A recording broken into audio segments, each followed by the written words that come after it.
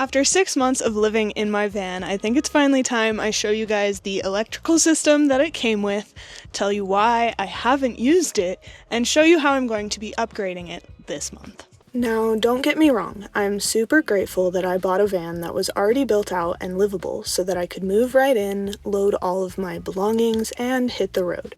It made the transition from car camping to van life so much easier by not having to spend countless hours and endless frustrating moments building it out from scratch as someone with no build experience.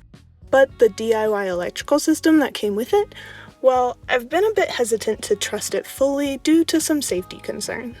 I've been nervously checking every wire, fuse, and connection for loose ends or fire hazards.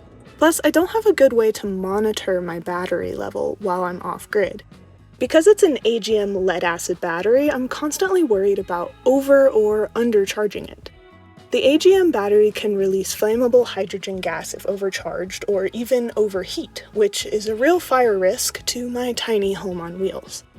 I have a DC to DC charger, so the AGM battery is automatically charged by the van's alternator whenever I'm driving.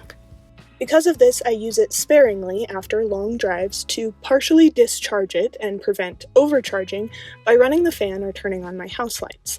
When I'm parked in the forest for weeks at a time, however, I'm not driving, and so I leave the power off to prevent discharging it too much and causing damage to the battery, because I have no way to recharge it unless I want to drive a long distance. It does have a shore power hookup, but I normally want to be out in the middle of the forest, just like this, where there are no hookups.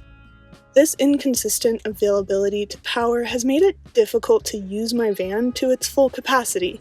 I don't use my inverter because it's only accessible when the back door is open, and it's not accessible from inside the van, which means I don't use the fridge, the water pump, or the TV and DVD player that the original owner installed. I've still been using my portable power station and folding solar panel from my old car camping setup daily to get by with my power needs. It works, but it's not ideal, especially for long stays out in the woods when I'm using lots of power to work or when I'm doing errands in a city and I can't just leave my solar set up. If I don't consistently recharge the power station via solar, it's hard to do more than just charge my phone, iPad, or laptop, meaning I have no fun appliances. Living like this has made me realize that upgrading my electrical system is the start of not only making my van more convenient, but also making it safer, and I want to give myself more peace of mind while living in this van.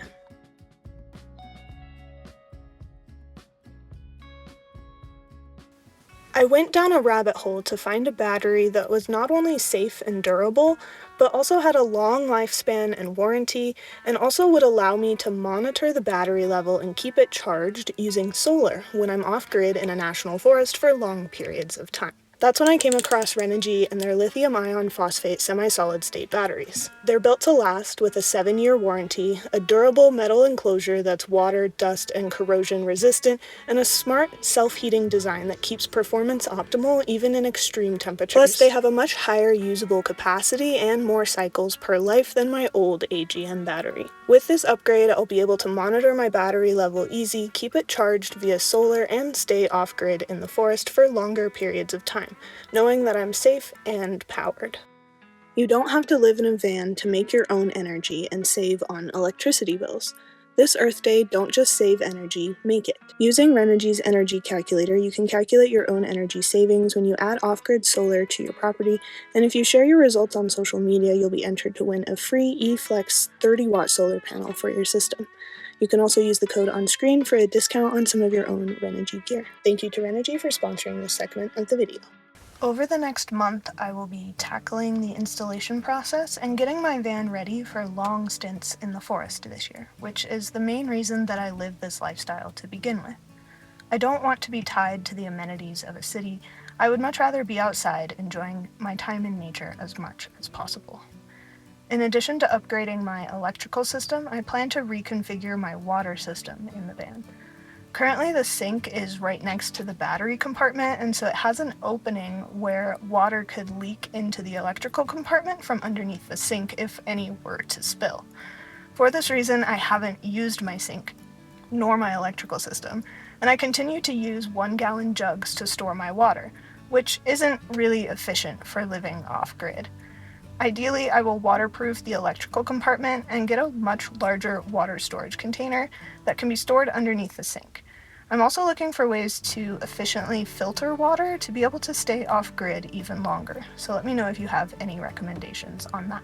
One thing I'm still debating is whether I want to keep the sink or not. So let me know your thoughts on that in the comments. My thinking is I've lived without a sink for over 4 years, just using a spray bottle, vinegar, and biodegradable dish soap. Is it really worth the extra effort of gray water? I'm not really sure. I just know that I need a better way to store drinking water on board the van. The final big upgrade that I plan to make on the van this spring is adding a dual zone fridge that has both a fridge and a freezer so that I can keep my food fresh for longer, and possibly even have an occasional ice cream treat when I'm out camping in the forest, instead of only having an ice cream treat when I'm stealth camping in a Walmart parking lot. The fridge that came with my van is fine, but it doesn't have a freezer, and because I haven't used my electrical system consistently, the fridge has basically turned into extra storage. So I'm excited to have the opportunity to change that once my electrical system is installed and I have reliable power. I think one thing that a lot of van lifers don't really talk about when they mention having an off-grid system is how they manage to store food for long enough periods of time to be off-grid. And so having a reliable battery with solar on my roof, I'll be able to routinely power a fridge and completely change how I prepare and store food living on the road after 4 years. Let me know if you'd be interested in a food storage video in the future where I talk about how I store food for longer periods of time while living in the van, and also how I'm prepping for doomsday currently. Anyways, after 6 months of living in the van, I feel like I have a good understanding of what I need in the van to make it fit the lifestyle that I want to live, which is off-grid in the forest with my partner and his cat in our vans. Going into cities is always overwhelming for my nervous system, and so being able to spend unlimited amounts of time out in nature in my van like this is the main reason that I love living this lifestyle. Being able to wake up and go to bed with the sun, as well as get my electricity from the sun, is something that I never really thought I'd be able to do, and now it's something that I get to do every day. I'm very grateful that 2026 is the year that it's all finally coming together, and if you want to see more updates on my van build and how I continue to make upgrades to my life on the road, hit the subscribe button down below and the notification bell so that you don't miss future uploads, and I can't wait to see you in the next video. Bye!